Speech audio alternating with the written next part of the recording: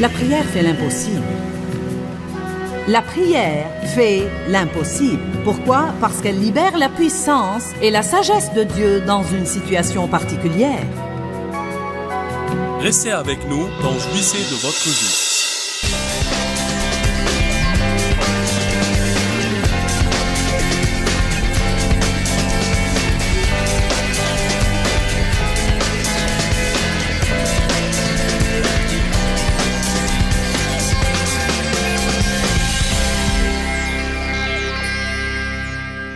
Quiconque ici qui a la moindre sagesse que ce soit, vous l'avez acquise alors que vous traversiez des périodes difficiles et non dans les moments heureux. Mais maintenant, en rétrospective, je suis bien contente d'être passée par quasiment toutes ces épreuves. Je n'étais pas contente alors que j'y passais, et je ne prierai pas pour une autre chance d'y revenir. Mais en rétrospective, et je sais que c'est ce qui m'a rendu la personne que je suis, c'est surprenant tout ce qu'on apprend quand on traverse des périodes difficiles.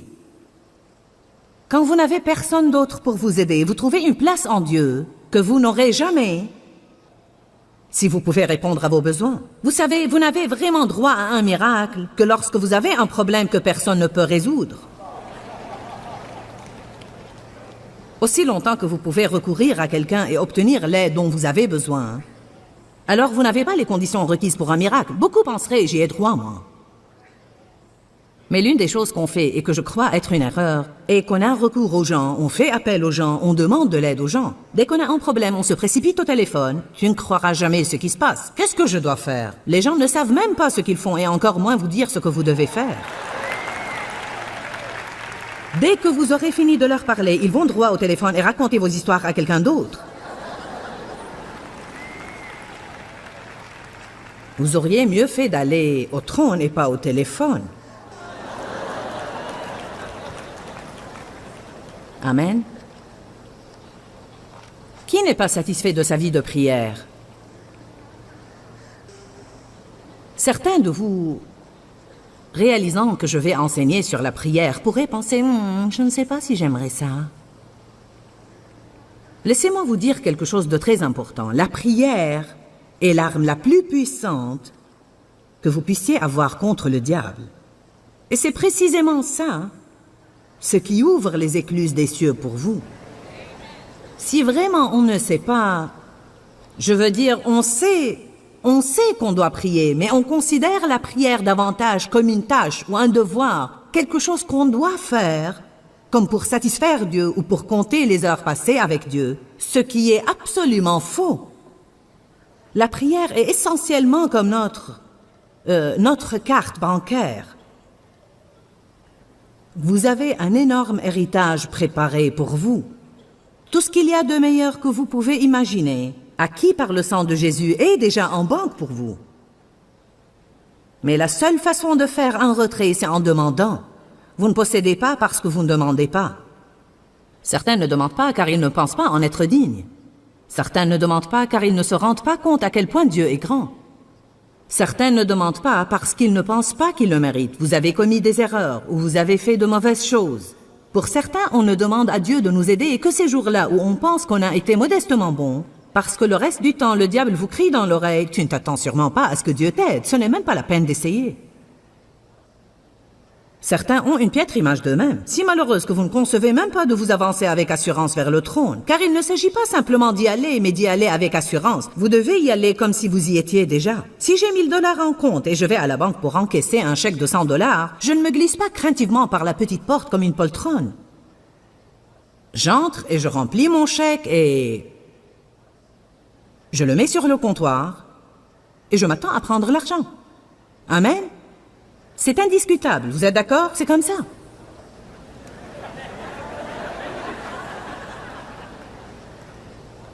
Amen?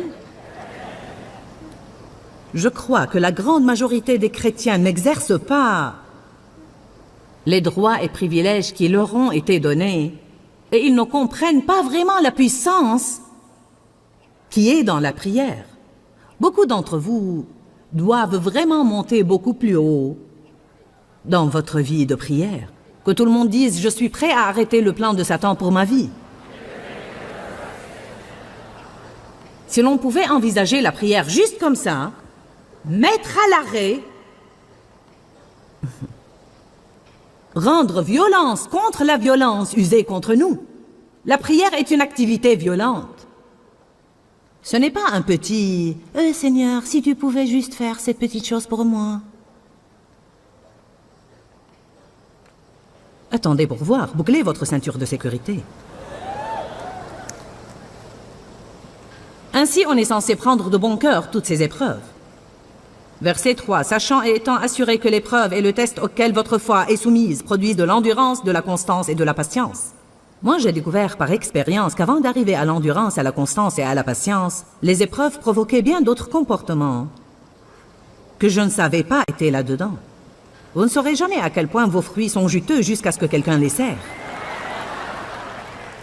Et j'ai trouvé que certains des miens étaient plutôt secs. Quand je passais par une épreuve, si d'après ce verset j'étais supposé avoir plus de patience, moi je piquais des crises. Que l'endurance et la patience soient parfaitement opérantes et accomplissent pleinement leur œuvre, afin que vous soyez parfaits et accomplis, exempts de tout défaut, et ne manquant de rien, sans faillir en rien. Pour mieux comprendre cela, laissez-moi vous dire quelque chose. Quand on en arrive au point où quoi que le diable lance contre nous, on n'en est pas perturbé, on n'en est pas secoué, parce qu'on connaît le Dieu qu'on sert. On sait la puissance qu'on a dans le nom de Jésus, et on sait que bien que l'épreuve puisse durer une saison, elle aussi finira par passer. Ah, si l'on pouvait juste rester constant, quel effet pensez-vous que ça va avoir, sinon de faire au diable une dépression nerveuse? Je veux dire, il vous lance son meilleur coup pour essayer de vous rendre malheureux et de voler votre paix, et vous restez simplement le même. Vous restez constant, patient, prêt à tout endurer, avec tout le fruit de l'esprit parfaitement opérant, ne voulant rien, ne manquant de rien, parce que vous savez qu'en Dieu toutes choses sont à vous. Je veux dire, ça va rendre le diable fou. Bon, une chose que vous devez faire quand vous passez par une épreuve, c'est de prier pour la force. C'est une chose que les chrétiens ne font jamais. Au lieu de prier tout le temps que la stupide épreuve se détourne de vous, vous devez prier pour l'endurance. Paul n'a pas prié pour l'Église qu'elle n'ait jamais d'épreuve. Il a prié qu'elle ait une pleine endurance, qu'elle continue à manifester le fruit de l'esprit et qu'elle soit constante à travers tout ce que Satan lance contre elle. Nous prions mal. Écoutez-moi maintenant. Que de fois est-ce qu'on prie mal, et c'est pourquoi on n'a pas de percée? Ça ne sert à rien de prier que le diable vous laisse tranquille. La seule manière qu'il va vous laisser tranquille est si vous le laissez tranquille. Et si vous faites ça, alors vous n'êtes pas dans la volonté de Dieu. Alors autant laisser tomber. Avec toute occasion vient l'opposition. Mais je peux vous dire la vérité. Qui sait que Jésus n'a pas eu tant d'ennuis avec le diable? Je ne le vois pas entrer dans une ville 4 jours avant de tenir une conférence pour lier tous les démons.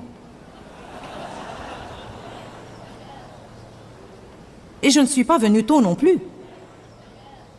Je suis arrivé ici vers 1h30 et suis allé déjeuner et faire une bonne sieste. Comment? Tu veux dire que ton équipe n'était pas là en train de lier des démons avant que tu ne viennes? Vous savez, je n'ai pas essayé de prendre l'autorité parce que je marche dans l'autorité. Il y a une différence. Je n'ai pas à me préparer pour une conférence, je vis prête. Amen? C'est notre problème, on l'allume et on l'éteint. Le dimanche, on est spirituel. Le lundi, on ne sait pas ce que l'on est. On a besoin de vivre cette vie. Prier doit être comme l'acte de respirer. Si quelqu'un vous demande combien de temps vous priez chaque jour, vous ne devrez pas savoir le leur dire. Ce n'est pas quelque chose que vous calculez pour pouvoir dire « Eh bien, je prie 1 heure ou 30 minutes chaque jour. » Je ne sais pas, je prie simplement quand je dois prier. Oui, mais tu vas où quand tu pries? J'ai différents endroits où je vais pour prier. Je prie dans l'épicerie du coin, par exemple. Je prie en voiture. Je prie quand je fais mes courses. Je prie quand je vois un accident de voiture. J'ai prié en venant ici. Je prierai en rentrant chez moi. Je prie tout simplement. Prier doit être comme l'acte de respirer. Ce n'est pas un projet conforme et pour lequel on doit être dans une posture particulière et on prépare nos chronomètres pour l'accomplir 20 minutes par jour.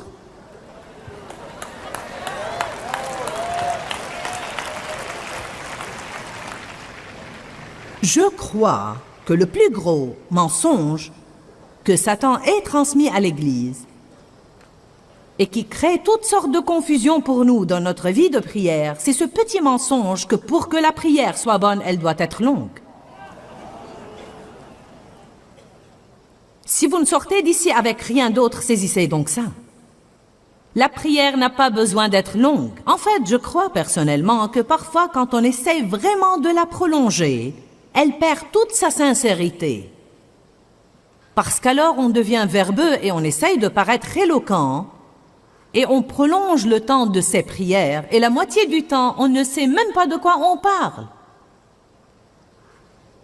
Je vous encourage à commencer à aller vers Dieu et à présenter vos besoins aussi simplement que possible, avec aussi peu de mots que possible,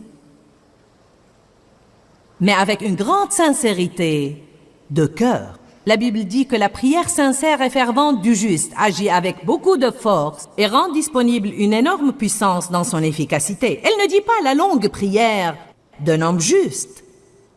La prière sincère et fervente du juste. Et un homme juste n'est pas quelqu'un qui ne fait jamais rien de mal. C'est quelqu'un qui est droit aux yeux de Dieu par le sang de Jésus. Agit comment? Non pas avec peu, mais beaucoup de force et rend disponible une énorme puissance.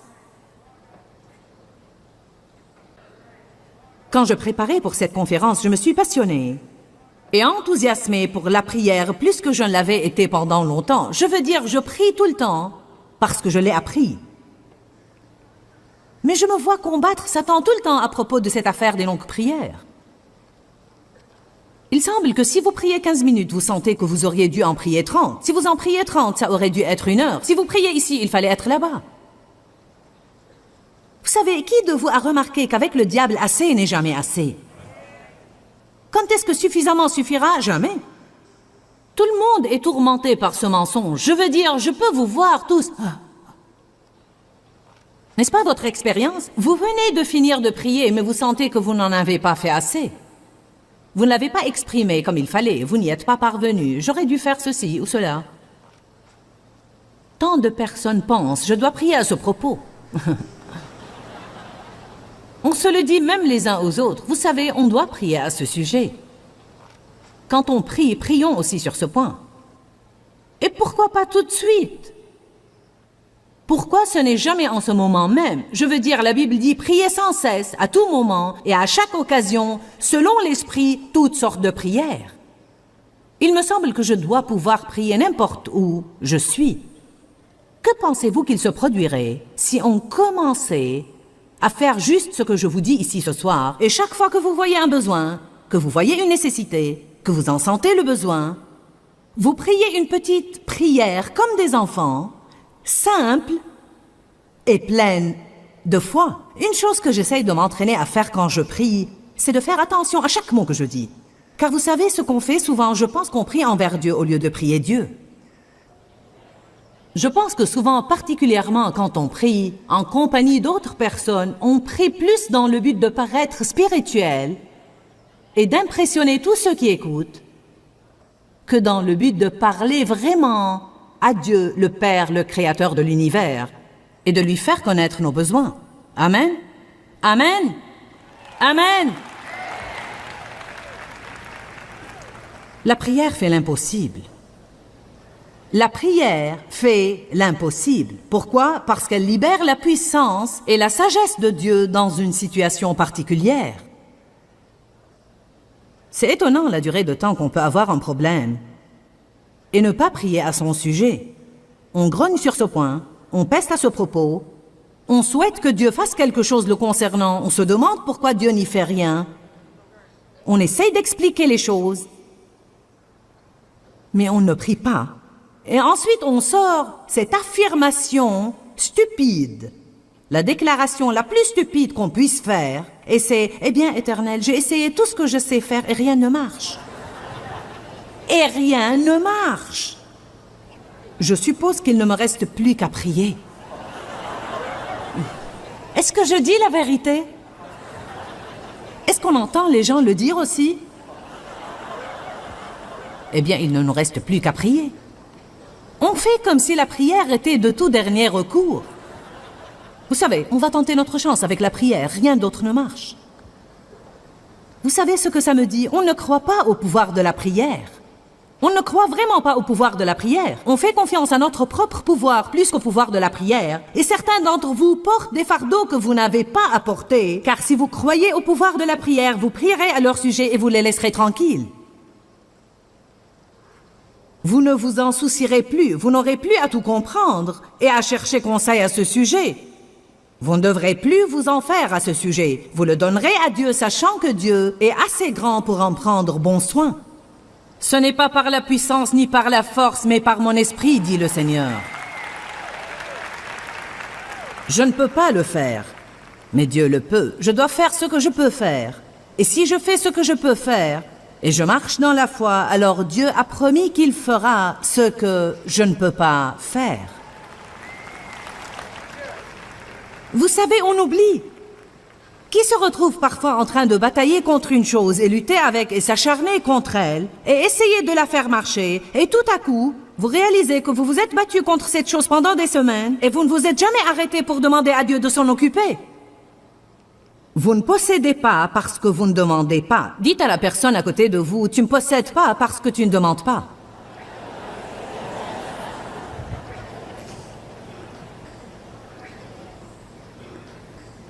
Je fais plus attention ces derniers temps à faire exprès un plus grand effort lorsque n'importe quel problème se pose de prier à son sujet. Prier à son sujet. Prier à son sujet, prier à son sujet, prier à son sujet, prier à son sujet. Je m'étonne vraiment du nombre de choses que je vois se réaliser. Même beaucoup plus que j'en faisais avant.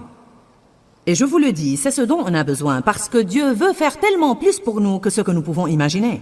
Ce sont des choses que l'œil n'a pas vues, que l'oreille n'a pas entendues, et qui ne sont pas montées au cœur de l'homme toutes les bonnes choses que Dieu a préparées pour ceux qu'il aime. Et Dieu peut faire au-delà, infiniment au-delà de tout ce que nous pourrons jamais oser, espérer, demander ou imaginer. Bien, il peut aller au-delà de ce que vous pouvez oser, espérer, demander ou imaginer. Mais si vous n'osez rien espérer, demander ou imaginer, alors il n'y a rien à aller au-delà.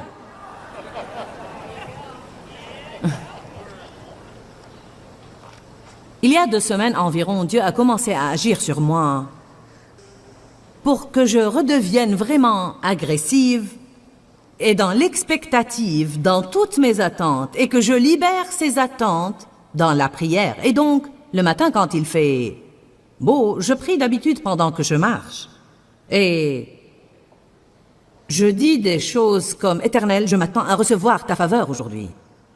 Je m'attends à avoir vraiment de bonnes nouvelles. » Et c'est surprenant le nombre de jours où je me suis levée le matin et j'ai dit « Je m'attends à avoir de bonnes nouvelles » et je reçois un appel téléphonique ce jour-là qui me donnait une bonne nouvelle. La personne dirait même « J'ai de bonnes nouvelles ». Mon éditeur m'a appelé le premier jour que j'avais fait ça et il a dit « J'ai de bonnes nouvelles ». Et il m'a dit 4 ou 5 choses au sujet de mes livres qui étaient des nouvelles vraiment très bonnes. Un tel les prend, un tel les a pris, un tel a passé une grande commande. Je double le défi pour vous de prier pour de bonnes nouvelles. Chaque jour de votre vie, vous devrez dire « Éternel, je prie pour avoir de bonnes nouvelles ». Non seulement on ne prie pas pour de bonnes nouvelles, mais on a comme une crainte qu'on pourrait en recevoir de mauvaises. Dans notre manière de vivre, si l'on veut voir une transformation dans notre vie, la première chose qui doit être transformée, c'est notre attitude. Toute notre attitude et toute notre approche à tout dans la vie doivent devenir entièrement à 100% positives parce qu'il n'y a rien de négatif en Dieu. Rien de négatif en Dieu. J'ai même commencé à dire « Éternel, je m'attends à ce qu'on reçoive un coup de fil au bureau qui va radicalement augmenter notre revenu. » Et Dieu m'est témoin, 2 jours plus tard, on a reçu un coup de fil et je ne peux pas vous raconter les détails. Mais croyez-moi, si cette chose se passe comme prévu, quelqu'un vient d'inventer quelque chose qui a l'air important et ils veulent nous donner un pourcentage parce que notre ministère les a aidés. Et s'ils le font, ça va nous permettre de faire des choses à l'échelle mondiale et qui seront phénoménales. On doit commencer à dire des choses de notre bouche dans la prière. Et à tout moment que vous parlez à Dieu, vous priez. Vous n'avez pas à devenir formel à ce sujet. Je prie en marchant au dehors. Éternel, je m'attends à de bonnes nouvelles aujourd'hui. Je m'attends à la faveur partout où je vais. Je m'attends à ce que tu me mettes dans des situations éternelles où je peux être une source de bénédiction aux gens. Vous savez ce que j'ai dit la semaine dernière? Éternel, je m'attends à ce que tu me places dans une position où je peux acheter aux gens des maisons et des voitures. J'en ai vraiment marre de toutes ces bagatelles. Je ne veux plus juste inviter quelqu'un à déjeuner, je veux lui acheter une maison. Je veux, la Bible dit, Dieu peut faire au-delà, infiniment au-delà de tout ce que nous pourrons jamais oser, espérer, demander ou imaginer. Je n'en suis plus à prier de petites prières. Je vais prier de grandes prières. Amen. Je préfère prier pour quelque chose de grand et n'en recevoir que la moitié, que de prier pour très peu et en obtenir le tout, ou prier pour rien et en obtenir le tout. Certains d'entre vous, vous n'y penserez même pas, n'est-ce pas? Acheter à quelqu'un une maison? Eh bien, c'est à peine si je paye mon loyer.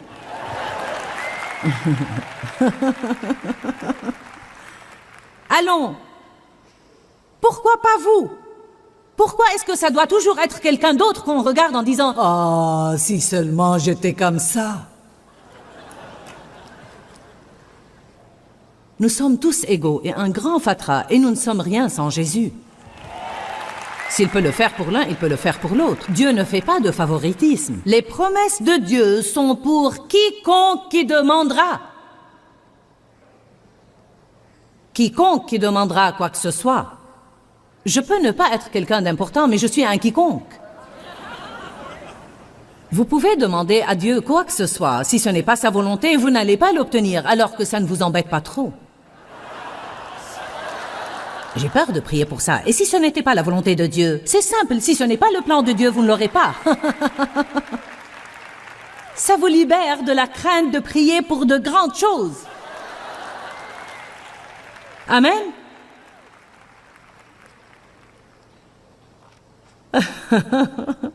Bon, et si ce n'était pas la volonté de Dieu? Très facile, vous ne le recevrez pas. Dieu n'accorde pas les requêtes qui ne sont pas conformes à sa volonté, il ne les exaucera pas. Et donc, si je prie pour quelque chose et je ne l'obtiens pas, alors c'est... Ou bien ce n'est pas la volonté de Dieu, ou alors Dieu a une meilleure idée pour moi que je ne suis pas encore assez futé pour lui demander. Vous savez, la puissance de la prière est absolument bouleversante. Et je trouve cela tout le temps de plus en plus vrai. La prière n'est pas un devoir que vous devez accomplir. C'est quelque chose que vous souhaitez faire. Pensez-y bien. Pourquoi ne voudrait-on pas prier? La Bible dit « Vous ne possédez pas parce que vous ne demandez pas ». Dieu s'impatiente d'aider son peuple. Tout ce qu'on doit faire, c'est le lui demander. Et donc, je veux vous encourager à commencer à demander à Dieu de s'engager dans tout ce que vous faites. Avec la puissance de la prière, vous pouvez interrompre le plan de Satan sur votre vie et il n'aura plus main mise sur vous. Dis-leur que je les aime. Dans ce livret, Joyce Meyer donne une révélation de l'amour de Dieu pour nous. Pour obtenir ce livret gratuitement, écrivez-nous à Joyce Meyer, boîte postale 40095-6300, Larnaca, Chypre. Ou bien visitez notre site web www.joycemeyer.org/fr.